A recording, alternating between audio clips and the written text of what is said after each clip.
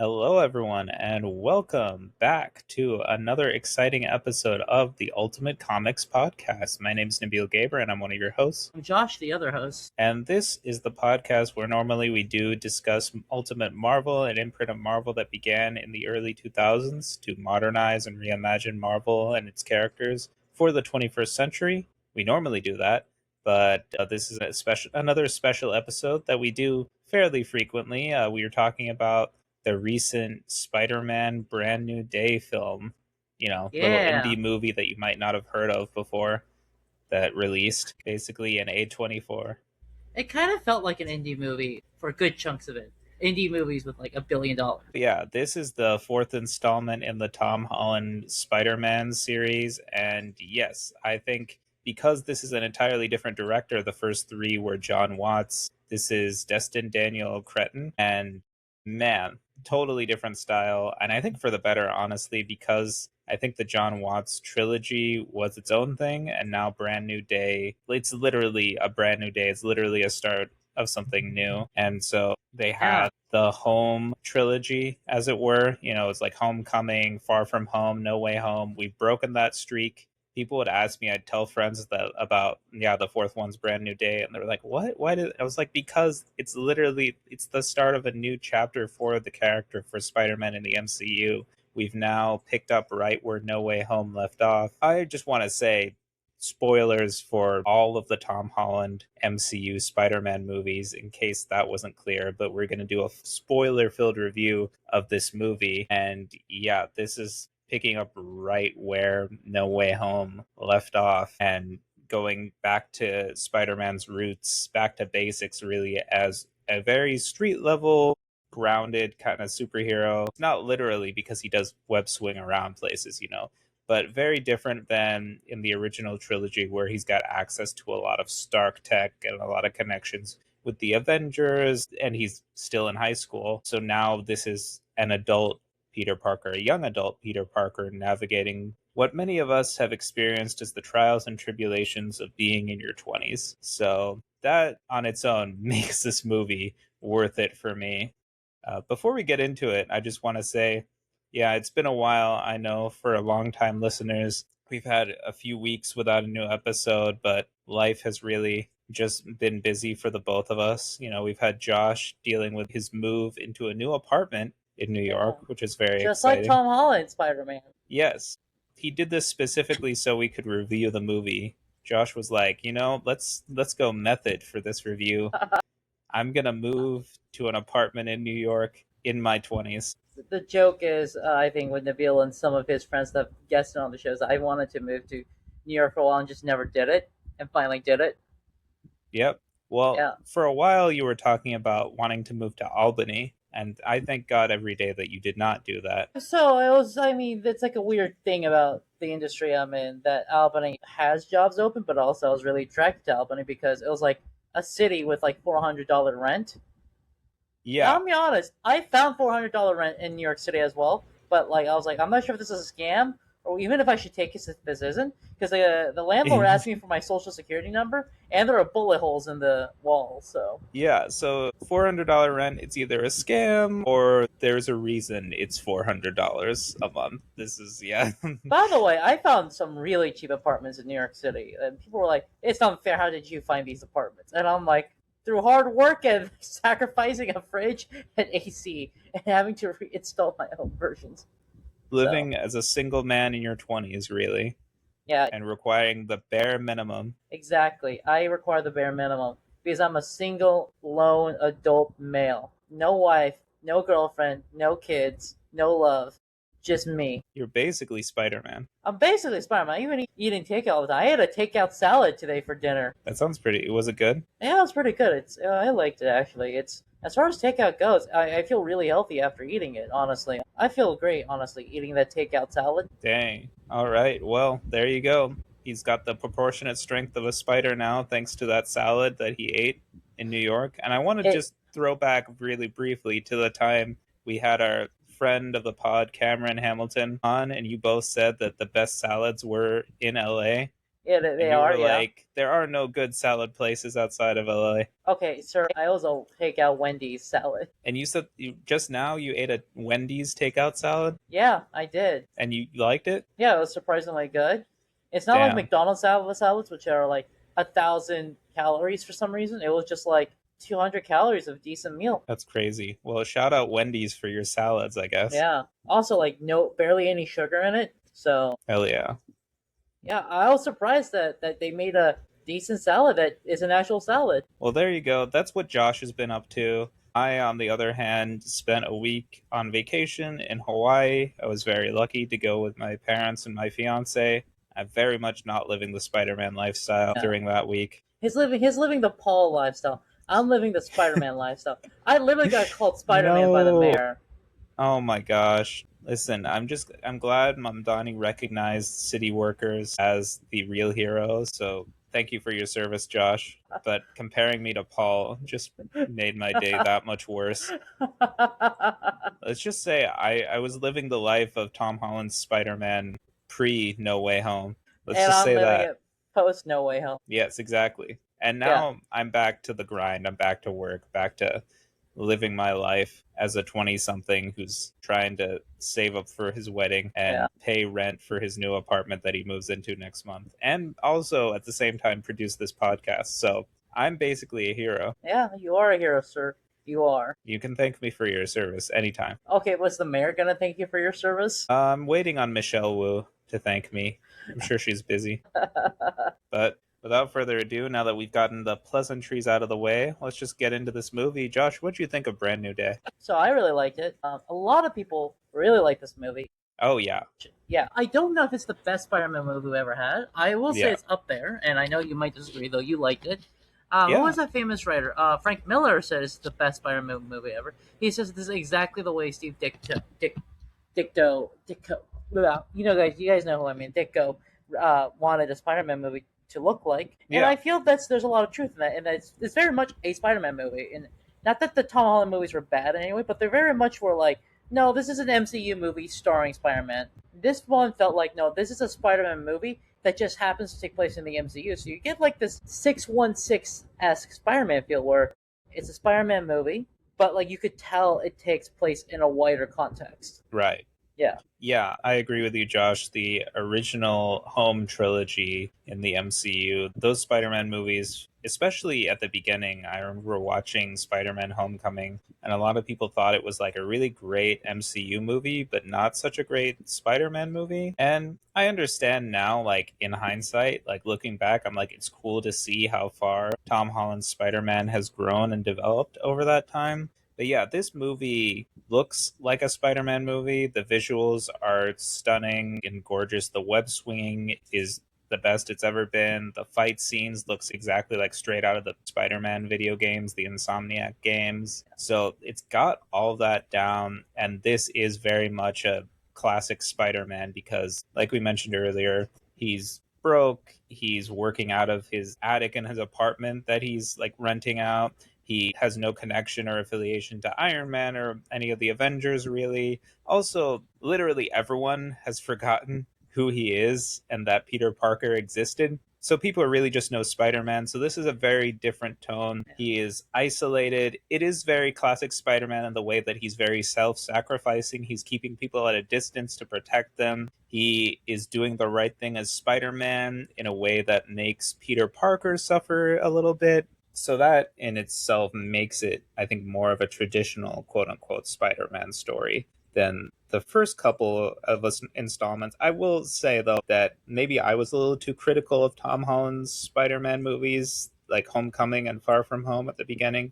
But in hindsight, I'm like, they're good movies, and they're still, I would say, Spider-Man movies. Like, I'm not going to judge them for doing things a little differently. At their core, like, they still tell really solid Spider-Man tales. There was a review by the prestigious comics review website, the New York Times. Yeah, known exclusively for comic reviews and nothing else.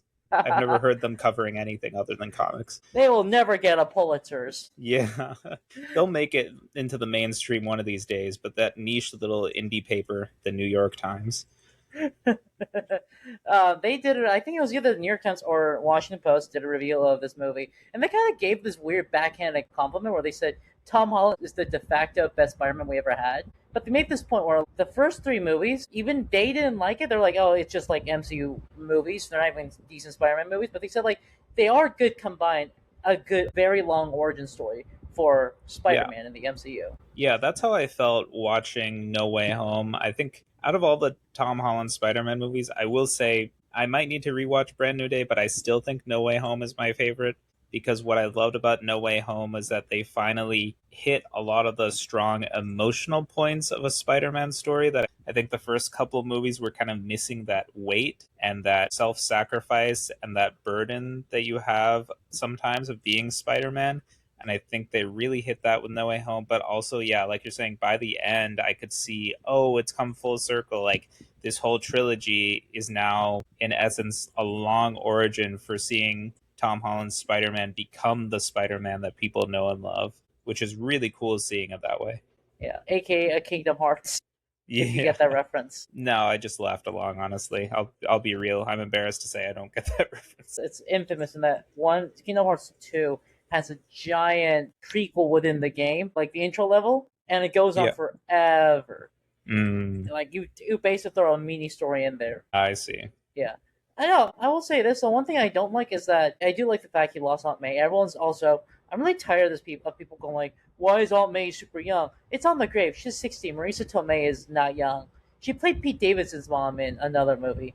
She could play Tom Holland's mom. You know? Yeah, she's not really that young. I mean, I Yeah. think the thing is she's just very attractive, which might bother some people because they're like, why do I think Aunt May's so hot?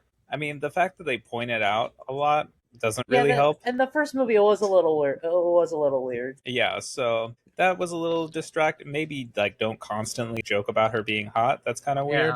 But Especially in the third movie, we find out she's sexually active too with Happy Hogan. yeah, but I mean, that has some basis in the comics, not with Happy specifically, but I mean, if you look at like the mainline comics where she has kind of a thing with Jarvis, the Avengers butler, But yeah, for a that's little bit. true. I So it's forgot kind of about like that. that. So I don't really Yeah. mind for that reason. Yeah, and we find out in her grave she's 60. But like going into the start of this movie is Tom Holland Spider-Man. Tom Holland man is just doing Spider-Man stuff. He's swinging around Yeah. fighting supervillains. The Scorpion who got introduced as a really violent gangbanger in prison. I mean, I kind of made this joke with Nabeel. He kind of seems like the Captain Boomerang of the Marvel universe, where like he starts off as this violent, I don't know, Daredevil or Punisher villain, and towards the end he just gets so pissed at Spider-Man he gets powers. And in this case, he's very much like a gangbanger who got a massive upgrade to fight Spider-Man. So Yeah, in this opening montage where we see Spider-Man doing Spider-Man things in the movie, we do see him fighting the Scorpion, which does finally pay off the ending teaser of Spider-Man Homecoming because the same actor who played Matt Gargan in Spider-Man Homecoming, everyone's like, "Oh, we're getting the Scorpion." And we didn't get him until 3 movies later. yeah, And he's mainly there just to be a Spider-Man villain in the background for the most part, but it's cool to see him. It's cool in oh, this montage. What I like is seeing Spider-Man doing classic Spider-Man things. You see him fight Scorpion, Boomerang, Tarantula, Tombstone, a bunch of like B and C level villains. The Hand too. I find it funny. I told you this when we last hung out that it takes Daredevil and Punisher like an entire season to beat the Hand, and Spider-Man does it in like a montage. He can take them all on at the same time. Yeah, it's like no biggie. He's Spider-Man. Yeah, he's better than Daredevil ninja skills. He has the powers of a spider. You can't sneak up on him. He's That's his got the thing. spider sense. Yeah, he's got strength. He's got speed. He's got webs. I mean, come on. He can stick to walls. What more do you want? He's the best ninja. You can't sneak Exactly. up on him. Actually, I believe canon-wise, Yeah, unless you're yeah. Venom. Or I think something Scorpion could sneak up on him. I don't think so. Unless he's got like some technology that is able to avert his spider sense. Yeah. But Yeah. what's cool about this montage is you also have so many cool shots that they include that are obvious homages to famous Spider-Man covers, like especially Amazing Fantasy 15, the first Yeah. appearance of Spider-Man. But a lot of other shots that we saw so many of them in the trailers, but they're very clear references to Spider-Man covers, like Amazing Spider-Man covers, which is cool. Spider-Man also is just beloved in the community, while Peter Parker's kind of a hood rat. Like him, I'm living in an attic. eating takeout because I don't have a fridge working yet. I'm getting working on that. And Yeah. they had to reveal it's because like I don't know because like Peter is not seen working ever, but his apartment's huge, and they go it's asbestos, and I'm like okay, but how does he afford to eat? Yeah. Yeah, it's never clear what he actually does for work, if he does work, or if he has like money that was left to him or something. Well, criminals do have bounties. Maybe he's just collecting the bounties. I don't think he's a bounty hunter. He's Spider Man. Wealth and fame Just, he's ignored. Action is his reward. how does he eat? Out of takeout boxes, we Yes, find. how does he afford that? I don't know. Maybe I bet Aunt it's May collecting left the. him money in the will. She's not rich. Okay, maybe it's something left over from Stark or the Avengers. I don't know, man. I think it's collecting the bounties on these criminals. He's not a bounty hunter. I made the joke that he's the world's greatest bounty hunter multiple times, and now it's finally paying off. Yeah, you think now it's canon? It's canon. Look, if you see a bad guy on like the FBI's most wanted, it says wanted, dead or alive, comma, reward $500 or $1,000 or $1 million. If you don't think Peter's gonna collect it when the government's already handing out that money for free, It's not a Spider-Man thing to do. That's not a Spider-Man move. He doesn't collect bounty on villains he beats. you get to fight two stones with one bird, and I like the fact Two that stones cops. with one bird. What? Yeah, Spider-Man also is usually in the comics like everyone hates him because he's a menace, he's a scumbag. According to the Daily Bugle, and here the cops actually like him. He helps them out a lot.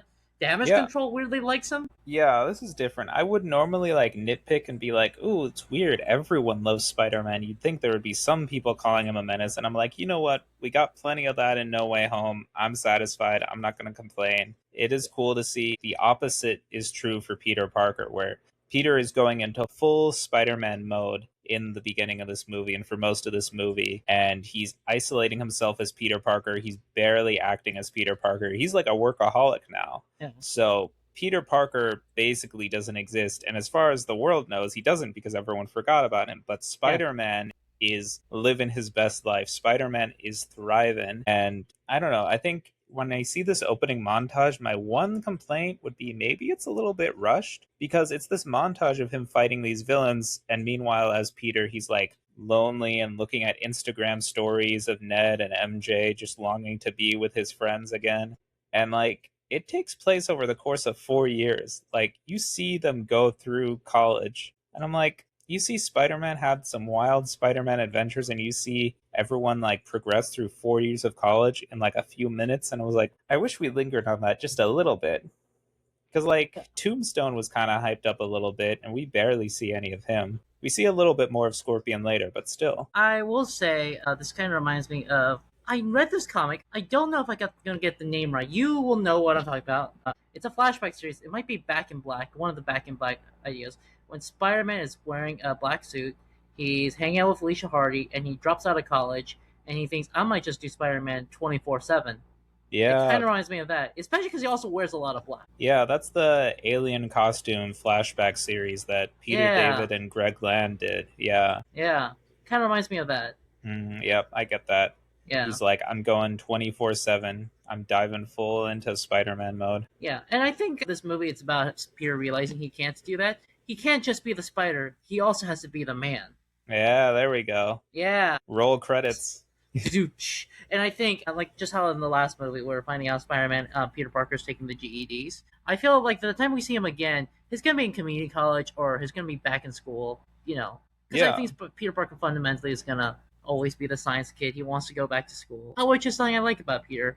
Always learning, always taking Yeah. them classes. And you kind of see that a bit in this movie too, because what's cool is he's got his own little makeshift like lab up in this attic in his apartment building, and he's doing his little experiments with his web shooters and stuff. And it's cool to see him. It's kind of reminds me of the workshops that he would have in like the PS4 Spider-Man game too. He's still a nerd and he's still super smart, even if he doesn't have access to the resources of Tony Stark or the Avengers or things like that. I love in the comics. You guys read it?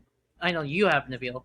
The Horizon Lab storyline and the PS4 Yeah. storyline, just because it makes sense. Where like, how does Spider-Man, who's like, even if he's not like poor, is not rich either. He's like a chemist at best. Is usually just like a mid-level chemist working, living out of Brooklyn or Queens. Forest Hills, baby, represent. There we go. Yeah, that's not like it.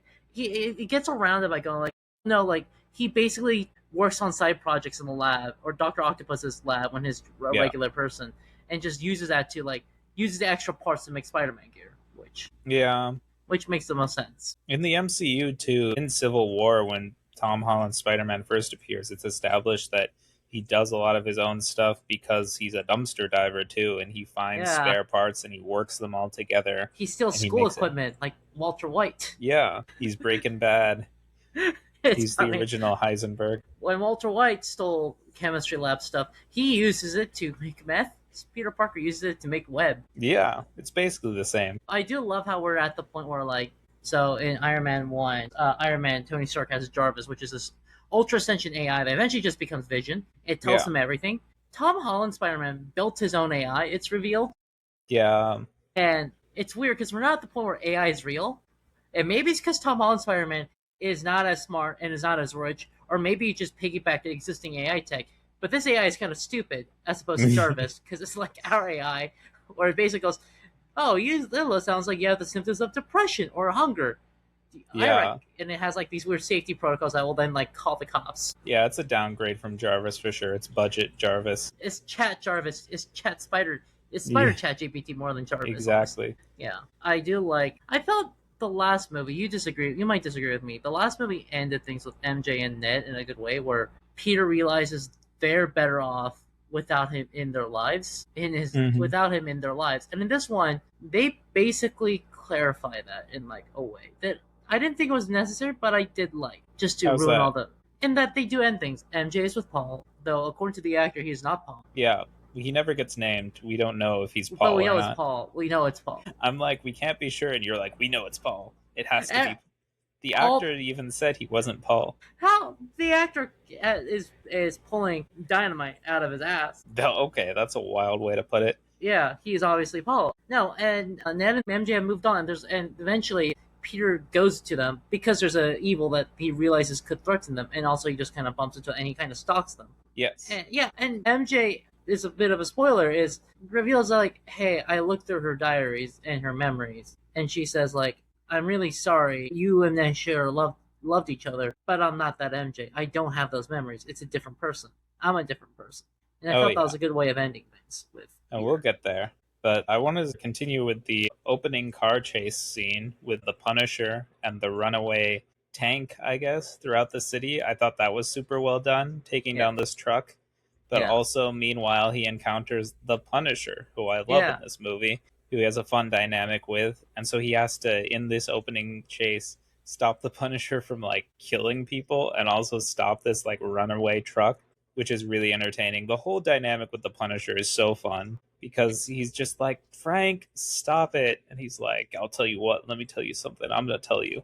I'm going to do it my way and do it however I want to do it. I'll tell you something. Tell you what. What? He sounds like he goes. Then he goes, like oh. He sounds like that German guy, Poomhauser in King of the Hill. I'll tell you what. I'll tell you something. Let me tell you something. I do think Punisher's funny because, like, with Daredevil, he's such a serious character. He's like, you get in my way, Daredevil. You're gonna be the corpse in Hell's Kitchen. And here Peter's kind of like a nice dick at worst. Yeah, and also he can like easily just stop the Punisher. He like webs his mouth shut. He like dismantles his car and like kicks him out of it. He's like, go home. He's like, Frank, stop. Yeah. Please, you're gonna hurt somebody. Yeah. And Punisher always has a good thing like, no, if I do this, more people get hurt. And then at the end of the movie, he realizes his mistakes, but also I find like, hey, so Matt's been telling you this for a while.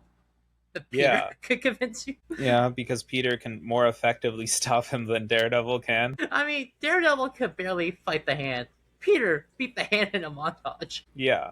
And like, guy with powers, guy with no powers, it's not even a contest. Yeah. It's also canon that Punisher in the movie it's revealed that he feels he owes Peter because Peter saved his life in Staten Island. That's the running gag that I really love in this movie, the joke about Staten Island, and they disagree about what happened on Staten Island, and Peter's like, I saved you on Staten Island. Punisher's like, oh, we're gonna get into that bullshit again about Staten Island.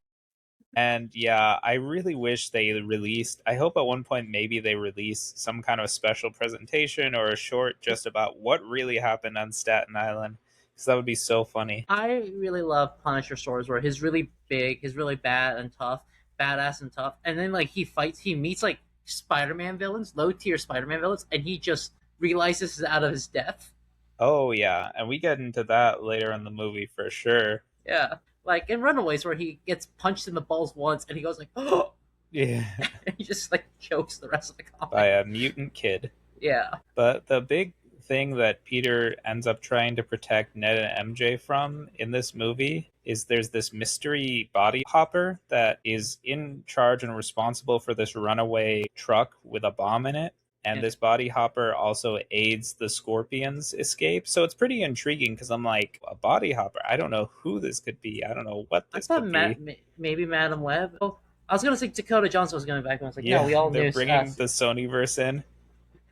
Well, Madam Web's coming, guys. the best stuff is always when you get a bad idea and somehow make it good in the future. Yeah, and Yeah, you salvage it somehow. you saw those are always the best because people hate when you bring back stuff, except when it's a bad thing that you bring back and make cool. I mean, if they can salvage anything from the Sonyverse and make it good, that would be a miracle. That would be like They a did. miraculous feat all on They its brought own. Garfield back for and Jamie Foxx back, so That's different, though. I mean, they did salvage Andrew Garfield's Amazing Spider-Man movies a little bit, but I yeah. mean, those weren't nearly as bad as the Sonyverse that did Spider-Man movies with no Spider-Man. Well, there's Spider-Man posters in those movies, and one of them has the Vulture at the very end, which Yeah, which bugs me. makes no sense. I don't even get me started on that.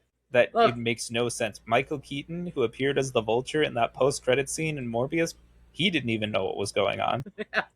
you could tell from the acting apparently. I honestly, when I saw that call, I was like, "Is this real?" I do like the fact that Jamie Foxx, when they interviewed him, "Why'd you come back for this movie?" He said, "No, I kind of felt Electro was wasted. I wanted to bring honor to the character." Doctor Octopus sent money, and Yeah. Willem Dafoe said, "I just wanted to beat the shit out of Tom Holland." So we find out. So Spider-Man uses Dark Knight as NSA technology to track down who it is, and it is what everyone was thinking: Sadie Sink as Jean Grey. Yes. We ignore the fact that he uses the same technology that Morgan Freeman was questioning a lot in The Dark Knight and presented as morally dubious. Look, we're past that conversation in real life. A lot of people now have that power. We've learned so. 18 years later, it's like not even a conversation anymore, It's sadly. like we just assumed it because we all signed all the contracts that says like, accept cookies. What's the worst that could happen? It's a cookie. Yeah. But before we even get to that, there is a scene when he's trying to track down this body hopper. He says he knows someone, and there's a scene with, surprise, surprise, Yelena Belova, the current Black Widow in the MCU, played by Florence Pugh, and he steps into her office. Her office is a Russian-style sauna, and he has to go in naked with his mask on. And everyone made that joke. Everyone said, like, made the meme, like, oh, they're gonna see each other naked in like the movie, and no one believed it. I saw a clip of naked Florence Pugh, and someone said, if I step into Yelena's office, and I sent it to Nabeel because I thought it was funny, and I had no idea that was Spider-Man because I did not believe they were gonna do that. Rumor was true, which means we're gonna get a Mystique Florence Pugh makeout. Yes, if the Scene. rumors hold up at this rate, if the rumors about Tom Holland and Florence Pugh seeing each other naked in the new Spider-Man movie turned out to be true, then yeah, Mystique and Yelena are totally going to make out in Doomsday if the rumors continue to be true like that. But yeah, I got spoiled on this for sure because all you fuckers on social media keep posting memes like the day after the movie comes out, like we've all already seen it, about, oh yeah, if Yelena tells me to get into the pool, I'm diving in. I'm like, all right, HornDogs, calm down. Everyone was thirsting after Yelena for this scene, and I'm like, you guys gotta relax. Including Florence Pugh, because she shares a lot of Spider-Man and Yelena art, fan art on her official Instagram. Which is so funny. Yeah. Hey man, Brie Larson and Tessa Thompson shipped Valkyrie and Captain Marvel, so why not? Hey, I ship that. I didn't even think about that. That's a badass ship. Yeah, they ship them together. They share fan art on their Instagram. We'll make that 3. Anyways, if those characters ever appear on screen together. But this scene with Yelena is actually super fun. I thought it was really funny. You know, she keeps going on about, oh, your stuff is small potatoes. I'm in charge of big potatoes. And she's just her classic funny self. She's calling him like a sad and lonely boy and stuff. And it's just like, it's very classic. I think even the thing about her having an office in like this Turkish bath pretty much is really funny. I don't get it because she's never been horny in anything we've seen her in. I mean, it's not a horny thing. I think she just wants to have a good soak and she's not going to let anyone stop her. Also, she has an office. She has Avengers Tower. or whatever that That's weird true, yeah. but I But don't think Bob, that's chill enough for her. She's got to relax, after a long day of work. I relate, yeah, sometimes you just need a good soak. that's fair. It's also funny because I'm like, she's like, I'm big potatoes, you're small potatoes. And I'm like, Tom Holland went to space. He fought Thanos. Yeah, I'm like, He saved babe, London. you don't even have powers. Like, Yeah, it's like she said. She's like, I gotta take an aspirin after I get into a battle. Tom Holland Spider Man got shanked a few times. I'm like, you became an Avenger 5 minutes ago, Yelena. Yeah, Yelena had trouble fighting Winter Soldier. Tom Holland, his first fight, grabbed the Winter Soldier's arm. Yeah, just casually, and was like, you have a metal arm? That's awesome, dude. Yeah, yeah. But Um, we're also introduced in this movie. I mean, we've met them before, but we get an extensive look at the Department of Damage Control in this movie, led by Bill Metzger, who I yeah. looked up is like a very minor character in the comics. But if we knew who he was in the comics, we should have known. Spoilers again. Damage He's a Control turn hero. out to be the bad guys. No, he's not a hero, Josh. Damage Control is protecting us from the mutant menace. Jesus Christ.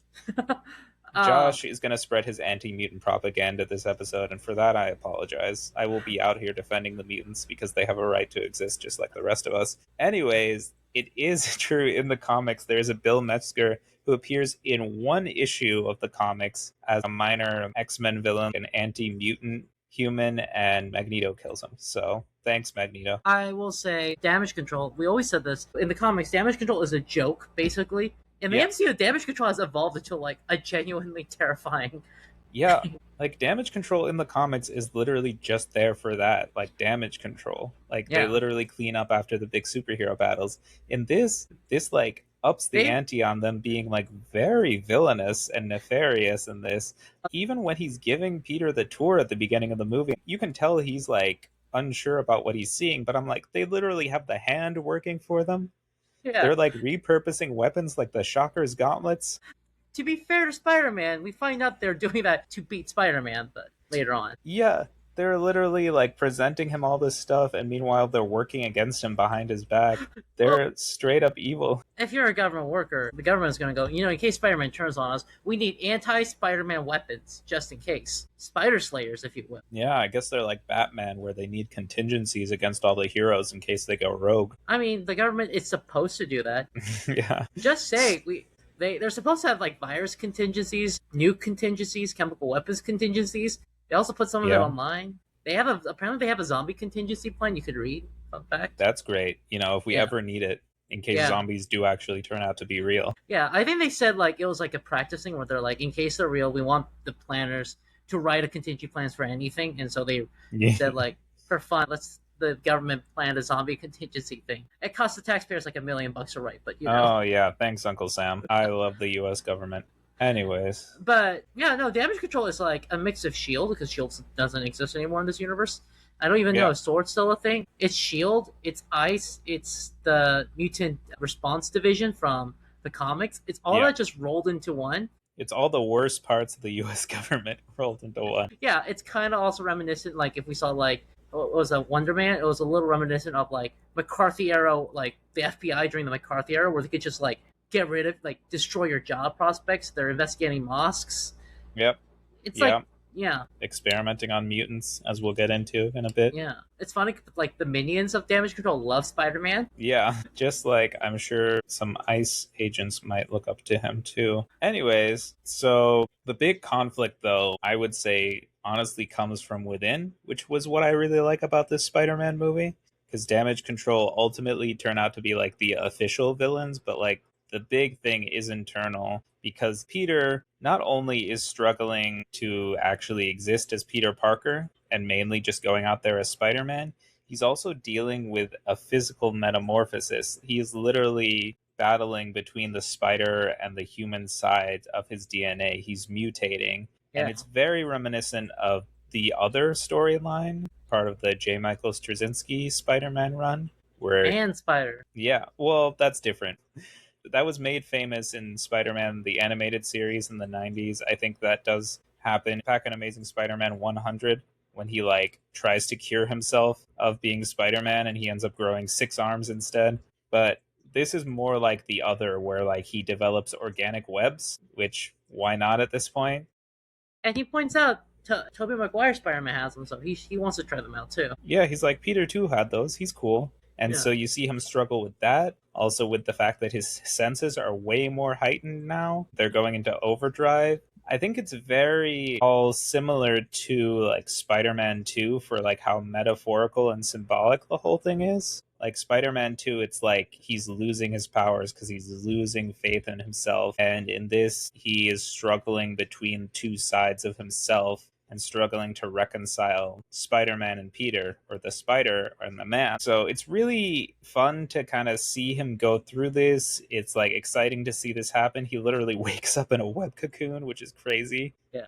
And I think the scene when he sneaks back into his apartment and steals his neighbor's laundry, like the crop top and the juicy pants, is so funny. She's like, "Is that my shirt?" And he's like, "No."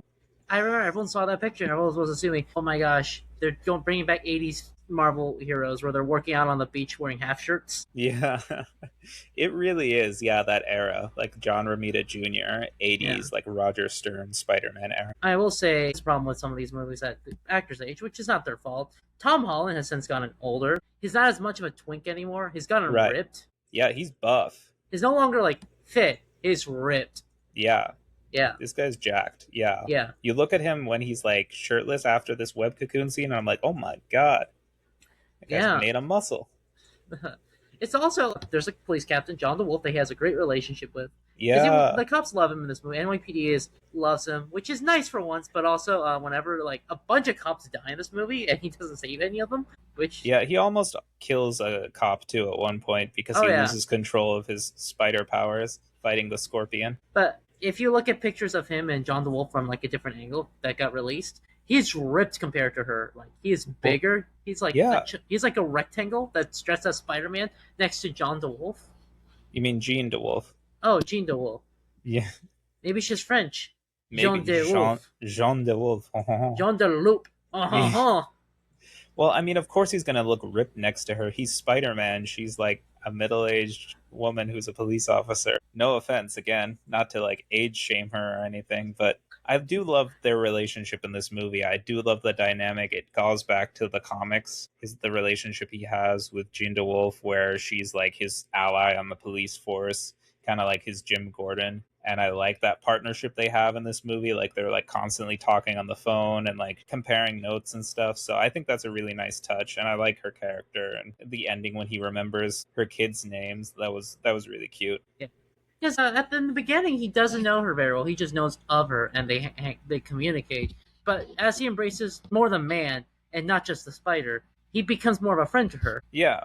And I think that's the whole idea of the movie, is now him kind of reconciling both sides of himself. Classic Spider-Man stuff. Yeah. But he also has to embrace change, is the thing. He has to embrace this new mutation and the power that it gives him. And he also has to embrace the change in his life. Things aren't the same anymore.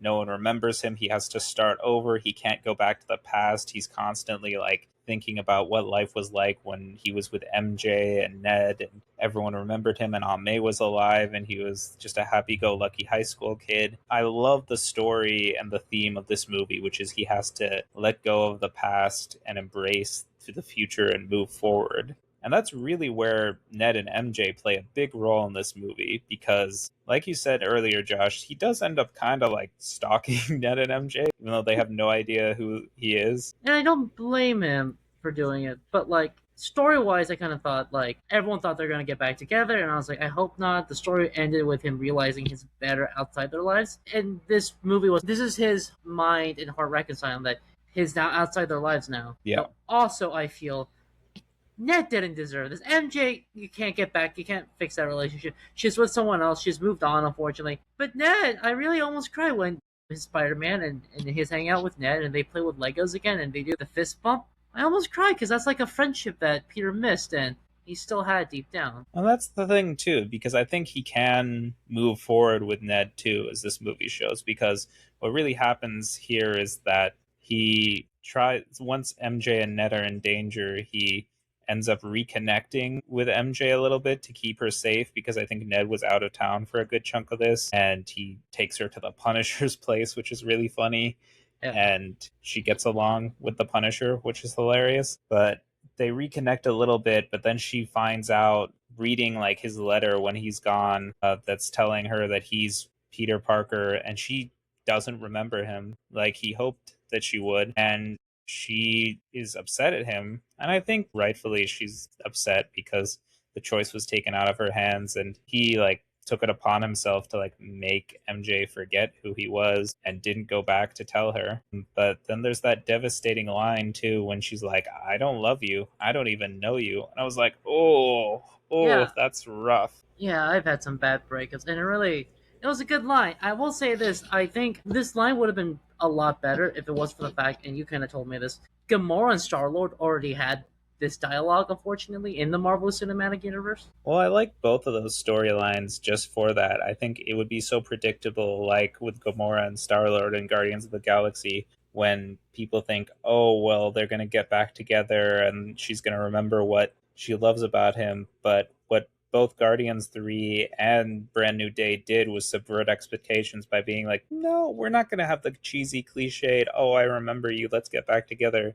They have to move on and move forward because they're not the same people. Like Yeah, MJ says, she's not the same person that he wrote this letter to. She doesn't yeah, remember him at all. Similarly with Gamora, she's moved on with the Ravagers by the end of Guardians 3, and Peter Quill, different and Peter Peter, Parker. Star Lord, yeah, has to accept that and move forward. That's the one thing, though, I will say about the Ned one is that you can't do that with a relationship just because if you move on to move up, but you can do that with like Ned though. Like you could just rekindle that friendship, and we don't know if he does at the end. Yeah, because there's that really sweet scene, like you were talking about, Josh, where he reconnects with Ned, and MJ's even encouraging him to tell Ned and reveal the truth about who he is. And they're like, that scene of Ned and Spider Man like joking around and quoting Lord of the Rings and playing with Like Legos. when they were kids. Yeah, it's a really cute.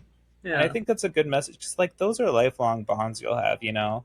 At yeah, the end of the day, like a lot of relationships, like romantic ones, will come and go, but like friendships that you form in childhood and at a young age, like those last like a lifetime, I think, more often than not. And so I think that's worth revisiting and reconnecting with and rekindling. So I'm glad that they focus on that. yeah, And I was really cool to see, yeah, at the very end when he goes to introduce himself to Ned and they do the classic handshake that they did in yeah. the Homecoming trilogy. And Ned has that look of recognition, but it ends on that, so you're not sure if he does remember or not. I think he doesn't, but because his memory doesn't, but his body does. Like it's muscle memory. Yeah. I was joking, like, at the end, his realization is like, wow, that's a really cool idea for a handshake. Like, damn, that's awesome. I also really like and Zendaya and Ned, MJ and Ned are MIT grads in this one, Yes. so they're smart cookies. Yeah. MIT is a tough school, trains all our Yeah. engineers, and Ned created the Spider Tracker app that's so good that Messi and the Punisher both use it. Yeah, the Punisher using the spider tracker is so funny. Peter's like, how'd you find me? And he's like, huh, I have my ways. And he's using the spider tracker that Ned made, Yeah, which is really smart of him, yeah. And both MJ and Ned are really smart, and they turn out to be very helpful in the plot because of that, which is really cool. Because it's like, yeah, of course they went to like a magnet like charter school for geniuses. Of course they're smart, but also they're Peter's friends, so of course they're smart too. I think the charter magnet school they went to is like based off the Bronx Science School. Oh, okay, cool. Yeah, it's like a actual thing. It's where Zoran, fun fact, and one of my managers at work went to. Oh, nice. It's like a high school science high school you test into. Yeah, that's super cool. It's in also in that's the movie Spider Verse. Is the school Miles Oh goes? yeah, in Yeah, Brooklyn, Visions yeah. Academy. It's the real one is based off of the Bronx. It's in the Bronx. Oh, I see. Okay. Yeah, but it's like a like yeah like a lot of famous New Yorkers went to that school. It's like a gifted school, but like you could test into it. In LA, there were a few of those growing up. Nice. My friend went to one of those. Yeah, Well, ultimately, I think even if Ned doesn't really remember Peter, I feel like they can still rekindle that friendship and that yeah. relationship because clearly they were already vibing before. Yeah, and you're not intruding on his life in the way you are with MJ if you go like, "Take me back." Yeah, because she's already in another relationship Yeah, with with a Paul, man who may or may not be Paul. We don't know. we definitely know it's Paul. Like, there's Oh no my way it's gosh. not Paul. How You is it want not this Paul? too badly. How is it not Paul? The actor said he wasn't Paul. But the actor's lying. Actors How do lie. you It's in their know? job. That's the job of an actor, to lie. Listen, there are odds we'll never see this guy again, so it doesn't really matter. The villain, it Quote does take a unquote. is the mystery that Marvel has been trolling us with saying, "Oh, we can't say these things, but we're not going to tell you what she does." And everyone is like, it's Jean Grey. And they're like, Yeah, no, it's not Jean Grey. It's not who you think it is. No. I was it like, should. and then the reveal, it's Jean Grey. And we're all I like, have a yeah, we all thought it was Jean Grey. I was a little disappointed, Jean Grey. First of all, I don't know why people guessed Jean Grey. It's like you guessed right because she's a redhead. Is that it? I mean, yeah, I think she does a good job here. Oh I yeah, think she she's a does. good Jean Grey. No, no, she is. Yeah, I'm just like, did you guys guess Jean Grey because she's a redhead? And you just were right. That's really it. And they've been waiting. People have been waiting forever since Disney got the rights and Marvel got the rights for the X-Men movies. So Yeah, they've been waiting for the MCU to set up the X-Men. And as soon as you cast a redhead in a mystery role in an MCU movie, everyone's going to be like Jean Grey, even if yeah. it's not, but it is. It was controversial. I don't know. What do you think about Jean Grey? She's a darker, really different take on the character. They were bold for this one because she's the quote unquote villain for like the first half of the movie, and she does some nasty stuff. Like she's the Well, one who's like mind hopping and possessing people, and some people get killed, like ap- she blows up a building. apparently, Fisher she hasn't killed anyone as far as she's aware because she goes like, I've made sure they shot each other in the leg or something, which is like, All right, but what about the guy who got hit by a car? yeah. But I will say that it does kind of show the thing where like I always joke about the mutants are bad, but the thing with this is that not that the way they're treated is okay, but the mutants do react, push back against anything that the government does aggressively, Yeah. and because they're being oppressed. Yeah, I think overall, I'm good with this take on Jean Grey because it makes sense if you're considering the context for this character. Another big change is that Jean's sister Sarah in this movie is revealed to be a mutant. In the main comics, Sarah's just a regular human. But given how Jean grew up, she was mainly on the run with her sister, and her sister kind of mentored her to use her powers. So this is Jean pre X-Men, pre Xavier Institute. So I'm okay with her being pretty different at first, and I think she would be far from the first X-Man to have a dark past as a kind of villain yeah. before going on a redemption arc. And so, for all the Jean Grey stands who are upset about this, I'm sorry, but I'm sure she's going to make a comeback when the MCU does an X-Men movie. I'm sure she's going to work her way to becoming the Jean Grey that we know and love from the comics, much like Tom Holland's Spider-Man did in the MCU with Spider-Man, becoming the version we know and love. 616 Jean Grey can be pretty dark Yeah, already. So yeah, and also we all knew she was going to be a recurring character just because she got super fit for this role. yeah. So I'm okay with this, honestly. I Yeah, think the thing that does bother me personally is just, yeah, ultimately everything she was doing was to find her sister, and she was being ruthless and doing whatever it took to like save her sister from damage control, even going through Spider-Man because Spider-Man seemed chummy with damage control. yeah, But I don't because know. he The was. first half of the movie, though, I'm just like, the way she's talking and monologuing, I'm like, it's straight up villainous, like mustache twirling villain. And I'm like, also some of the stuff she does, like guy hit by a car. Also, the whole like thing where she possesses MJ's body and kisses Peter and pretends like she remembers him. That's just cruel. That's just emotional. Like, what is that? Was that necessary to save your sister, Jean? Well, I think here's the thing. Like, it's like the thing. Hurt people do hurt stuff, and it does actually make her a bit less sympathetic. But the thing is that you could totally see this being a thing where like this is why people are afraid of mutants. Like, you could argue it's justified getting her sister back, but like it is so aggressive, and you could tell why people in this universe are beginning to have this negative reaction towards mutants. And so far, like. Do you like the fact that like Marvel always had this problem in the comics where like people go like, why do people like this character but not the X-Men? And it kind of seems like Damage Control does sees all these metahumans and mutants as the same thing. Like even Yeah, Jean Grey kind of says like, you're helping to lock your own people up. You're yeah, mutating. You might be one of us. yeah. Though I don't think like mutants are physically defined. It might just be anyone with powers, like in Wonder Man. Yeah, that's true. And later on, when Peter realizes his mistake, that kind of mistake that he needs to rescue Jean Grey, because it's revealed damage control tortured her sister to death using medical experiments, which of course Yeah. allows Jean, when they use them on her, allows Jean Grey to unlock telekinesis and become basically, in the comic standards, Omega level. Peter has to fight through damage control, and it's revealed damage control works with a hand and has all these Spider-Man villain weapons to fight Spider-Man just in case, and he has to fight Yeah. them. Yeah. Well, first, I think the whole VMAX twist was all too tragic and real. Like, I really liked the way that was executed. Like, that wasn't anything big. That was the last thing your sister saw before she died after damage control tortured her and experimented on her.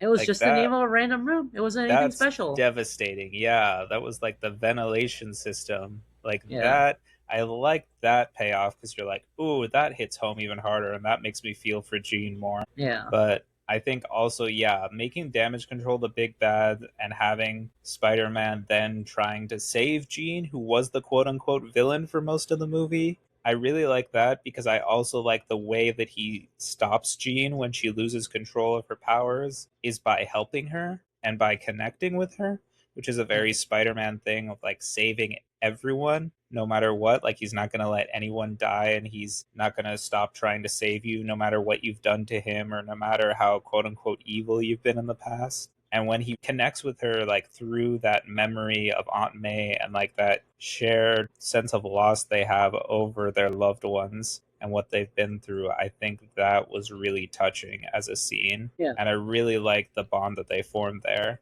And then on top of that, when the Punisher tries to shoot her, he takes a bullet for her. And I'm like, that's my Spider Man. That's what I'm Yeah. talking about.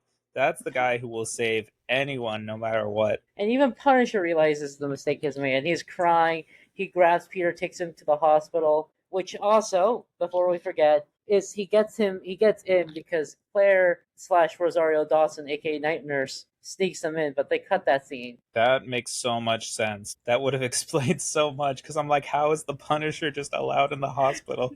Yeah, there's cuts. Why is he that like he's a wanted murderer? And by the way, the posters are real. I saw them in New York. They gave them out. The New York City knows Spider-Man's been injured, and they're waiting us a hospital room with like posters saying, "New York loves Spider-Man. We love you, Spider-Man." And it kind of just kind Yeah. of reminds how during COVID, everyone loved the firefighters and the nurses and the doctors. So Yeah. many of them died. That's Spider- very yeah, that's very reminiscent of that. yeah, and of course, you don't like the fact he's grunting the whole time. Yeah, let's shift back to the Punisher for a bit. He grunts so much in this. John Bernthal is the Punisher. I love. He does generally grunt a lot when he's the Punisher, but in this one, it was so fun. Like I love his grunts, but there was happening all the time. He's like shooting at the Hulk, and he's just grunting as he's blasting him with machine gun fire. Okay, when you shoot a gun, you grunt. It's like Yeah, I Rambo. mean, that one I kind of understand. That's like, you're like getting the adrenaline up, you're like hyping it yourself up while you're shooting the Hulk. I think at the end, it's even funnier when to sneak Peter out of the hospital and not reveal his secret identity, the Punisher decides to dress up as Spider Man and wave at people from the window and wave his arms up and down. And the funny part is then you see the perspective of him from in the hospital, and he's like still grunting. And I'm like, why? No one can hear you. You're just doing this for yourself now. It was so funny. Yeah. So there's Punisher, and then Hulk. This is how we're gonna get the mutant restraining devices is from the Hulk because Peter needs a device to clamp down on his mutation. Yes. So he sneaks into Hulk's class to learn, and then also Jean Grey also sneaks into class to kidnap the Hulk. Yeah. Punisher and Spider-Man have to fight the Hulk together, and Punisher immediately realizes his like way out of his league, and Yeah. Peter goes like, "Hey, why am I fighting Hulk?" And he goes like, "You could take it." He goes like, "You're afraid of the Hulk?" He's like, so? Because there's that funny scene where you like see him make the oh shit face as soon as he sees that they're fighting the Hulk. Punisher's like, oh shit, I'm not ready for this. And yeah, I just want to go down the list of how the Hulk, Bruce Banner, gets so shafted in this movie. Like, I felt so bad for him. First, he tells Peter about the potential for creating an inhibitor for DNA like spider DNA or gamma because he's been using it for himself for his gamma so he can teach his Bruce Banner. But he warns him this could be dangerous and this could be a bad idea. Peter makes it anyways. He makes the inhibitor that then gets used by damage control on Jean Grey to inhibit her powers as they like torture her. Hulk also gets manipulated by Jean Grey psychically. She telepathically takes control of Banner as the Hulk to attack Spider-Man. And then, once he is broken free and is Bruce Banner, then he loses it, hulks out, and after he calms down and returns to Banner, he's taken to a psych ward. So, poor Bruce. Like, Yeah. all he wanted was to teach, and these damn kids keep getting in his way. Like, he really got screwed over in this movie. I Yeah. felt bad, and like it was cool to see the Hulk in this movie, and I think it had a purpose. I think especially the Punisher and the Hulk both had their own purpose in this movie, which I liked, which was to kind of like reflect that kind of internal conflict that Peter has. The Punisher being like, "You want to be like me? This is a sentence. If I had people in my life who are still alive, you think I would be doing this? You have the option to live your life and be a human being and not be this all the time." I was also gonna say this reveal. Punisher also lives like a loser. Like he lives in a Yeah. Peter cell apartment, but like with a bunch of illegal explosives. He lives in like this Tom and Jerry house, like Home Alone trap style house in this boat on the docks or something. It's so funny. And he just has chili for dinner. And seeing him in his robe was so funny, in his like night robe, like an old man. But similarly, the Hulk shows a parallel to Spider-Man because Gene even points it out, like Banner struggles to balance out the monster within the Hulk, and Peter is struggling with the spider trying to get out and trying to control that, like Banner's trying to control the Hulk. He's trying to control this change or this mutation that he's going through. Yeah. Ultimately, he can't, and he shouldn't. You complained that the Professor Hulk stuff seemed too fast in the Marvel movies, and now it seems it's because he still doesn't really have a handle on it 100%. Yeah, and I like that for sure. I like showing like, yeah, maybe he didn't have it 100% under control. It just sucks that it feels like because thanks Universal, we can't get a solo Hulk movie. So much of his character arc just happens choppily in like bits and pieces in the MCU across movies, and it feels like we're constantly skipping chapters of his development because it's like, all right, Ragnarok, he's like having fun on Sakaar and he's the Hulk full time. And then Infinity War, Hulk won't come out. And then Endgame, no, he solved it. And then She-Hulk, he's like, sometimes I inhibit the Hulk now. Well, we don't know She-Hulk's canon. We don't know how Right. much of Well, just She-Hulk is canon. because people don't like She-Hulk doesn't mean it's not canon. I liked She-Hulk. I thought it was an okay show. I loved She-Hulk, and people were shitting all over it. Continuity-wise, it had some weird moments that I don't know if it's canon. Like Hulk having a son, which they Yeah. reveal at the end of She-Hulk, who disappeared and we are never to hear from again because there was no mention of that in this movie. Exactly. I do know the inhibitor thing is carried on even before Spider-Man, just because they have it in Shang-Chi as well. Yeah, that's true. But now, who knows what's going to happen the next time we see the Hulk? Because last we see of him here, he's taken to an institution because of all the damage he caused as the Hulk, which sucks. And To be I feel fair, bad I for think him. Bruce does need therapy. Though also he's mostly well adjusted, but still. I'm so sad. I'm still lamenting this, but if only we could get a Hulk movie that could actually fully explore the depths of the Hulk's psyche, because he does need therapy. And in the comics, he gets therapy from Doc Samson, and it's awesome. And you get to see him merge the Green Hulk with the Gray Hulk with Bruce Banner and become Professor Hulk. Anyways, we're never in a million years, I guess, going to see this on screen, at least as long as Universal has distribution rights. But I think the idea of Hulk with intelligence is kind of dangerous. We don't really want that on our planet. He's still a hero. What do you mean you don't want that on our planet? You would have sent him into space, wouldn't you? Hell yeah! You would have been part of the Illuminati. I would have supported the Illuminati. So all Oh the my smartest people, the smartest mutant, the smartest wizard, the smartest doctors, Making all the dumbest decisions. they're the smartest people in the comics on paper. And they're all idiots when they get together. And they're all doing the worst things. They're encouraging each other's worst impulses. What about the time they saved the Earth by destroying that universe? Or the time they moved the other universe to save our universe during the It incursions? doesn't matter anyways, because at the end, the Ultimate Universe collided with Earth 616, and Secret Wars happened, so they accomplished fucking nothing. They did their best. They saved the universe. They also, Hulk's a threat. They grabbed him, moved him somewhere else where he will no longer be a threat. And then he came back angrier and stronger and beat the And shit they out still of them. defeated them. They defeated the Hulk.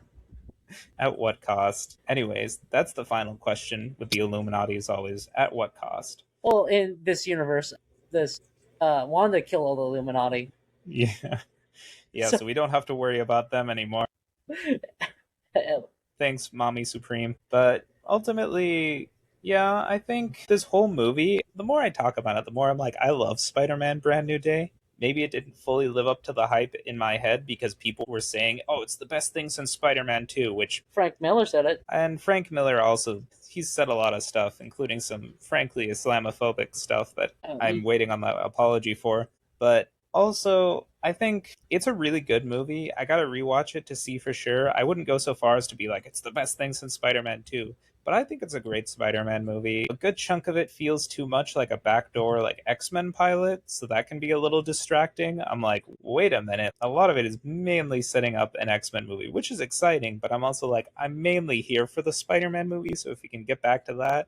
I think it did do the backdoor X Men pilot, but it is mostly a Spider Man movie exploring the depths of Peter Parker. Yeah, and I think it works, especially considering how many different characters from the Marvel Universe appear. You'd think that would make it too clunky or that would make it disjointed, but it all fits together in the story pretty seamlessly, which is impressive. You include the Punisher, the Hulk, and Jean Grey in the same movie, in a Spider-Man movie, and it still turns out great. Like that's impressive right there. That's a strong feat. I think that's what people say. It's such a strong Spider Man movie. Is because it is a combination of like a Spider Man movie, but you know it's in a bigger universe, but the focus is still on Spider Man. Yeah, that's right.